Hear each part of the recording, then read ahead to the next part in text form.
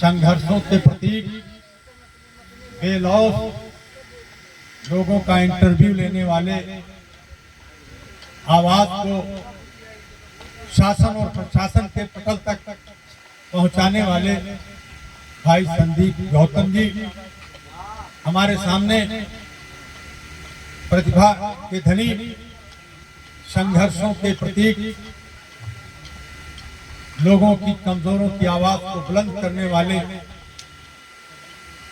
संघर्षशील साथी, इस चौथे लोकतंत्र के चौथे स्तंभ के रूप में इस अपने जनपद के आवाज बन करके लोगों की मदद करने वाले कमला सिंह तरकस जी, हमारे क्षेत्र के विधायक भाई बेचई सरोज जी, और इसके मास न्यूज से जुड़े हुए और इस इलाके के छतरपुर, असवनिया, घाटमपुर, अहरौली, अगल बगल गांव के हमारे तमाम सम्मानित बुजुर्ग, माताएं, बहनें और नौजवान साथियों, हमें बेहद खुशी है ये के मास न्यूज के पदाधिकारी और इसके संस्थापक फाउंडर इस कार्यक्रम को दिल्ली और लखनऊ, हिंदुस्तान के दूसरे प्रांतों में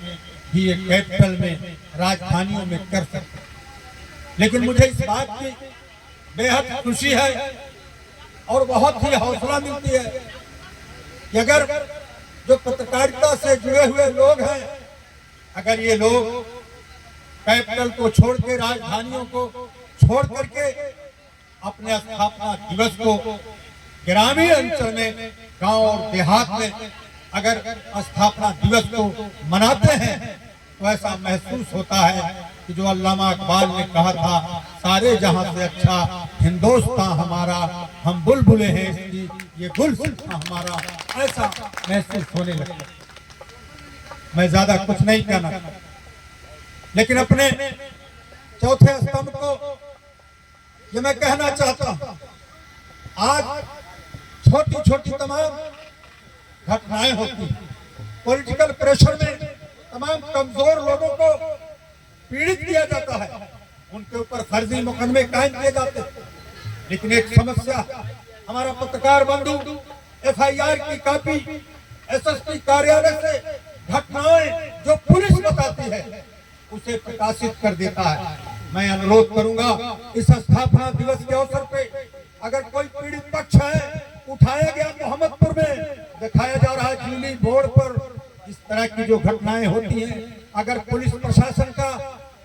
का समाचार, उनका इंटरव्यू, उनकी कहानी अगर प्रकाशित की जाती है, सोशल मीडिया में लाई जाती है, जो पीड़ित पक्ष है उसके माँ बाप, उसके परिवार का क्या कहना है, कहां से वो लड़का उठाया गया, फर्जी मुकदमे में जेल भेजा गया, उसकी पीड़ा और संवेदना को भी उस मंच तक ले जाया जाए, ताकि ये मालूम हो ये प्रशासन का वर्जन है, ये उस गरीब पीड़ित का वर्जन है, जनता के बीच में, शासन और प्रशासन के बीच में बात चली जाएगी। ये बात मैं आपके बीच में इस अवसर पे इसलिए रखना चाहता हूँ कि आज इसकी आवश्यकता, आज डर लग रहा है लोगों को, आज डर लग रहा है, तमाम देश के बड़े बड़े पॉलिटिकल पार्टियां, तमाम देश के बड़े बड़े नुमाइंदे, पत्रकार, जो कभी विद्यार्थी जीवन में लोग JNU से लेकर दिल्ली और अलीगढ़ और तमाम विश्वविद्यालयों में एक अच्छी शिक्षा, पत्रकारिता की, जर्नलिस्ट की शिक्षा ग्रहण किए कि इस देश के अंदर उन तमाम खामियों को, उन तमाम चीजों को हम उजागर करेंगे, इसलिए कि उन्होंने वो तालीम, वो शिक्षा ग्रहण किया था। लेकिन इस देश के अंदर एक साजिश चली, अंतरराष्ट्रीय एक साजिश के शिकार हुआ हमारा, जिसको आज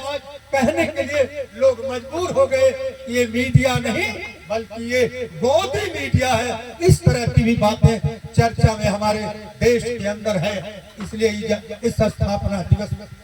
इन चीज की आवश्यकता है। जब देश के अंदर इस बात का संकेत होने लगा, मजबूती के साथ यह संकेत आने लगा कि तमाम ऐसे पार्लियामेंट में बहुमत होने के बावजूद तमाम पार्लियामेंट में कानून बनाए गए जिस कानून की कोई आवश्यकता नहीं थी, जरूरत नहीं थी, वो सारा काम उस पृष्ठभूमि में लाया जा रहा था, जो हमारे कॉन्स्टिट्यूशन को समाप्त करने की एक साजिश चल रही थी। लेकिन हमारे देश की वो गरीब, किसान, शोषित, वंचित तमाम इस तरह के लोग उसे पहचान लिए और भरपूर नहीं समझ पाए। लेकिन जितना समझे कि हमारे संविधान के ऊपर बाबा साहब डॉक्टर भीमराव अंबेडकर ने जो अपनी विद्वता से, जो ड्राफ्टिंग कमेटी के चेयरमैन थे, उनकी विद्वता से जो हमारा कॉन्स्टिट्यूशन, जो हमारा आईन है, उसके ऊपर खतरा है। इस खतरे को हमारे देश के करोड़ों किसानों और करोड़ों मजदूरों ने,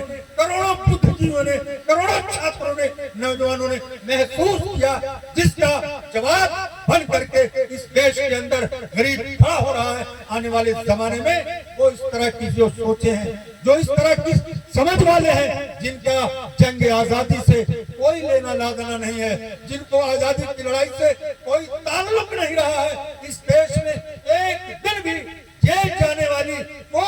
प्रदेश और देश में हुकूमत करने वाले लोग, इनके बड़े बड़े बुजुर्ग 80, 85, 90, 100 साल के जो बुजुर्ग हैं, जिंदा या मुर्दा, एक भी आजादी की लड़ाई में जेल नहीं गए हैं। इसलिए मैं उनके लोगों के ऊपर ऐसी सोच, चाहे हिंदू कट्टरवादिता हो, चाहे इस्लामीकरण की कट्टरवादिता हो, ऐसी सोच की हम आपके इस स्थापना दिवस के अवसर पे हम उसकी निंदा करते हैं। और एक कविता मैं इस पर एक लाइन की सुनाना चाहता हूँ।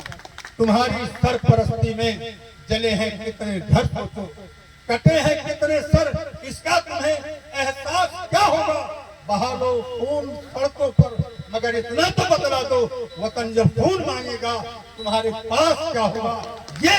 आह्वान आज हम भाई आपके स्थापना दिवस के अवसर पे ये बात मैं अंतिम शेर मैं अपने पत्रकार बंधुओं के लिए मैं कहना चाहता हूँ। इसलिए कहना चाहता हूँ, आप थाने में जाते हैं, आपसे सही बात बताई नहीं जाती। आप किसी सरमायादार के यहाँ अपने वसूल और अपने कलम की ताकत के बदौलत आप सरेंडर नहीं होना चाहते, झुकना नहीं चाहते। ये आपके संघर्ष का तौर तरीका है और कलम के पुजारी हैं आप सब लोग। ताकत से उस पर आप चोट करते हैं। ये आप सब लोग बधाई के पात्र हैं। आपके जौनपुर से साथी आए हैं। जौनपुर जनपद के एक बहुत बड़े शायर थे, कवि थे, वामिक जौनपुरी। उन्होंने एक कविता लिखा था जो आप सब लोगों के बारे में स्पेशल में कहना चाहता हूँ। आहन नहीं हूँ चाहे जिधर मोड़ दीजिए, आहन मतलब होता है लोहा। आहन नहीं हूँ चाहे जिधर मोड़ दीजिए, शीशा नहीं हूँ चाहे जिधर तोड़ दीजिए। पत्थर तो आते रहते हैं अपने मकान पर, हाल इसका ये नहीं है कि घर छोड़ दीजिए। संघर्ष करिए, संघर्ष करिए। इन्हीं